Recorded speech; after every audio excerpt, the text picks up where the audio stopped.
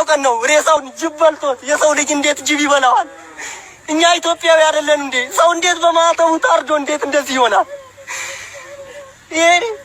ይሄ በጣም ውስጣችንን የጎዳው በማንነታችን መቼም ቀና ብለን እንዳንሄድ ያደረገን ድርጊት ነው። ከውስጣችን መቼም አይጠፋም። በመከላከያ ሰራዊት ባይመጣ ኖሮ ይሄ ልጅ አልተቀበረም ነበር በምድራችን ላይ። ምድራችን ላይ አትቀብሩትም ብለው 3 ቀን ድረስ አንጀቱ ተጎልጉሎ ነው። ሰው አልቀበርንም እኮ እኛ። አካላቸውን እኮ ማወቅ አቅቶን ተቆራርጠው በየቦታው ሆነው ነው ያየናቸው።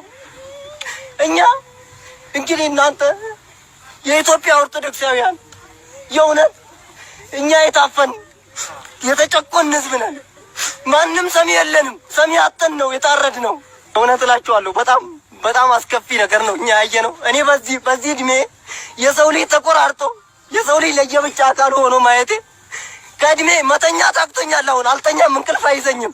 ያንን አስክሬኑን የለቀምኩት እኔ ነኝ አንዱ። በዚህ እድሜ የታረደ አስክሬን ተሸክሜ ስሄድ በጣም የሚያሳዝን ነው። እንዴት ሆነን እንደምንኖር ሰው በሃይማኖቱ ሰው በኢትዮጵያዊነቱ አፍሮ እኔ እንጃ። በጣም የሚከብድ ነገር ነው የእውነት በጣም የሚከብድ በጣም አሳዛኝ።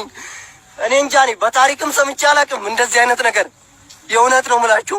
እና እኔ ማለት የምፈልገው የእውነት ሁላችሁም ይህንን መልእክት የምትሰሙ ኦርቶዶክሳውያን ኢትዮጵያውያን፣ የዓለም ህዝቦች ሁሉ የእኛን ችግር አይታችሁ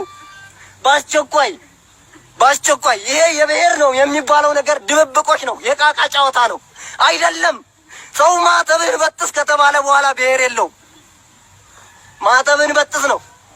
ማተባችንን በጥሰን ታዲያ እንዴት ነው የምንኖረው? እናንተ ይህንን ሁሉ የምትሰሙ የእውነት ድረሱልን።